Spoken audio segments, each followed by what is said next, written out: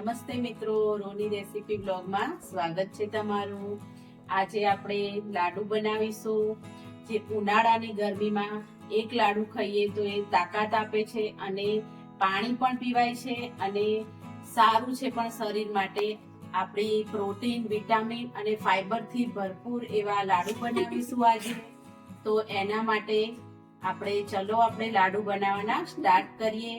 અને ઉનાળામાં બહુ જ સારા આ લાડુ, એક લાડુ ખાઓ અને આખા દિવસનો થાક પણ ઉતરી જાય છે એવા લાડુ બનીને તૈયાર થશે। તો ચલો આપણે સ્ટાર્ટ કરીએ બનાવવાના। એ પહેલા ચેનલને લાઈક, શેર, સબસ્ક્રાઇબ કરી દેજો મિત્રો।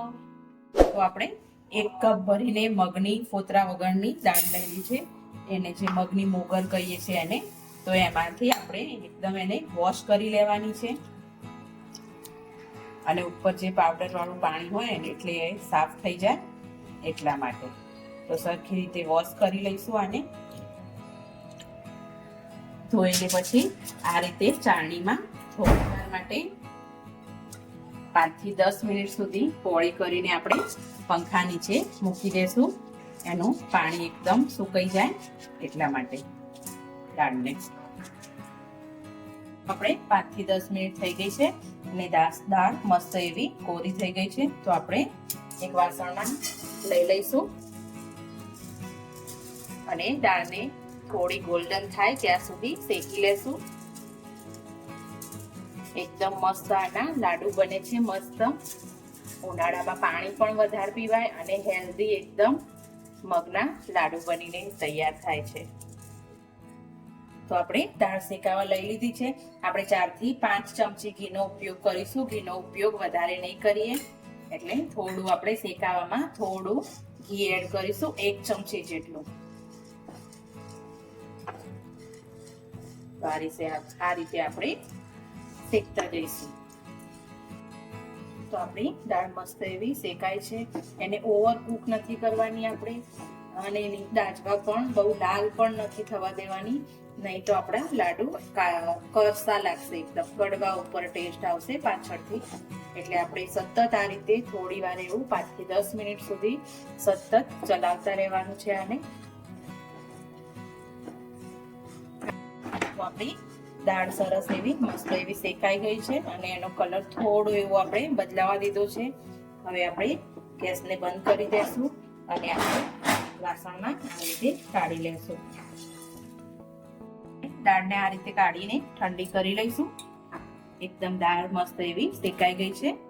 પછી આપણે આની આગળની પ્રોસેસ ચાલુ કરીએ। દાળ સરસ એવી ઠંડી થઈ ગઈ છે અને અવાજ પણ આવે છે, એકદમ મસ્ત એવી ડ્રાય થઈ ગઈ છે। તો આને આપણે મિક્સર જારમાં ક્રશ કરી લઈશું, ફાઇન પાવડર બનાવી લઈશું। તો આપણે આ રીતે એકદમ ફાઇન પાવડર જેવું બનાવી લીધું છે। તો આને હવે આપણે પાછા ગરમ કરીશું થોડું। એના એક વાસણમાં એડ કરી દઈશું બધા જ આપણા લોટને।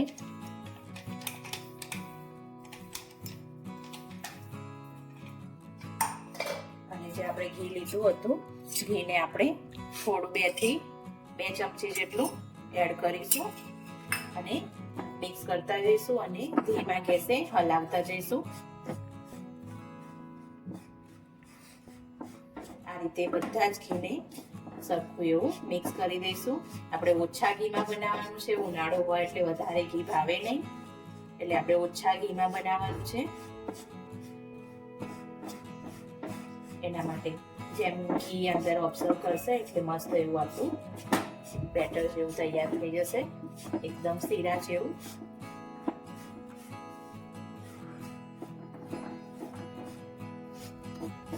તો આપણો બધો લોટ મસ્ત એવો ઘીમાં મિક્સ થઈ ગયો છે અને આપણે આ રીતે મિક્સ કરતા જવાનું છે। અને આ લાડુ છે એકદમ શરીર માટે હેલ્ધી અને ઠંડક આપે એવા છે શરીરને। એવા લાડુ બનીને તૈયાર થશે। 15 થી 20 નંગ જેટલા લાડુ બનીને એક વાડકીમાંથી તૈયાર થશે। આપણે 1 કપનું માપ લીધું હતું એટલે એનાથી 15 થી 20 લાડુ બનીને તૈયાર થશે। રોજ એક ખાઈ જાઓ, એકદમ મસ્ત પેટ માટે ગુણકારી, શરીર માટે હેલ્ધી અને પાણી પણ પીવાય। અને કઈ નડે પણ નહીં. તો આપણી દાળને આપણે પહેલા મસ્ત એવી શેકી લીધી હતી, એટલે આને બહુ શેકવાનું નહીં થાય. થોડું જ આપણે કલર બદલાવા દેશું. આપણું પહેલેથી જ દાળને આપણે ચડવી લીધી હતી ધીમા ગેસ ઉપર, એટલે આને આ રીતે ધીમે ધીમે, જો તમને ઘી ભાવતું હોય તો તમે આમાં એડ કરી શકો છો, નહીં તો માપના જ ઘીમાં આ તૈયાર થઈ જાય છે. આપણો બધો જ આપણો લોટ એકદમ, દાળ એકદમ શેકાઈ ગઈ છે, પીસેલી દાળ. તો એને આપણે થોડી વાર આમ સાઈડમાં કરી લઈશું. શેકાઈ ગઈ છે મસ્ત. અને આપણે જે આ ઘી 2 ચમચી જેટલું હતું એને નાખીશું. અને આપણે થોડા એવા મગજતરીના બીજ એડ કરીશું. અને મગજતરીના બીજને થોડા એવા ઘીમાં આપણે આ રીતે સાતળી લેશું, થોડા નરમ થઈ જાય. જો કે મગજતરીના બી એકદમ તાસીરમાં ઠંડા હોય છે, એટલે ઉનાળા માટે બહુ જ સારા. બીજા ડ્રાયફ્રૂટ બધા ગરમ હોય છે એની તાસીર, બધા ડ્રાયફ્રૂટની, પણ મગજતરીના બીજની ઠંડી હોય છે. એટલે આપણે બીજા કોઈ ડ્રાયફ્રૂટ નથી નાખવાના, ખાલી મગજતરીના બીજ જ એડ કરવાના છે. તો આ રીતે આને આપણે રોસ્ટ કરી લઈશું થોડા, પછી આપણા લોટમાં આપણે મિક્સ કરી દઈએ. તો એકદમ ફૂટવા લાગ્યા છે મગજતરીના બીજ. અવાજ આવે છે ને મસ્ત એવો ફૂટવાનો. તો હવે આપણે બધામાં મિક્સ કરી લઈશું. અને બધા મિક્સરને મસ્ત એવું આપણે આ રીતે મગજતરીના બી સાથે મિક્સ કરી લઈશું.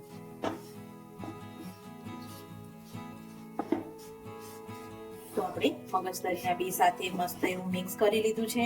અને એની સાથે આપણે થોડું આપણે ચડવી પણ લીધું છે લોટને. તો આપણે હવે ગેસ બંધ કરી દઈશું. અને આ રીતે એક વાસણમાં આપણે એડ કરી દઈશું. અને આપણા આને ઠંડુ થવા દેશું થોડી વાર એવું.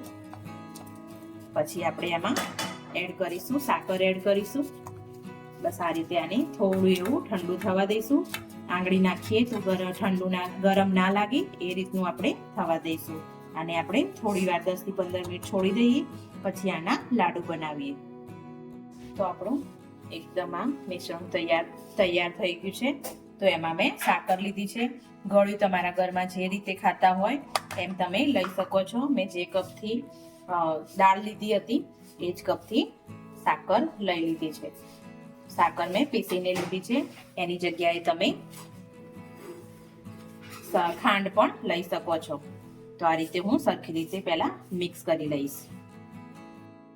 તો આ રીતે બધી જ આપણે મીડિયમ સાઈઝની લાડુળી બનાવી લેશું. તમને પસંદ હોય એ રીતે તમે લાડુળી બનાવી શકો છો, નાની મોટી. એક હાથથી જ બની જશે. તો આપણી મસ્ત એવી ગરમીમાં ઠંડક આપે એવી લાડુળી, અને પાણી પણ પીવાય અને કઈ જ ના થાય નુકસાન શરીરને, એ રીતની આપણી લાડુળી તૈયાર છે મગની દાળ અને સાકરની. તો તમને એકદમ મસ્ત લાગશે ઉનાળામાં. તો તમે પણ ઘરે જરૂરથી ટ્રાય કરજો એકવાર. Thank you.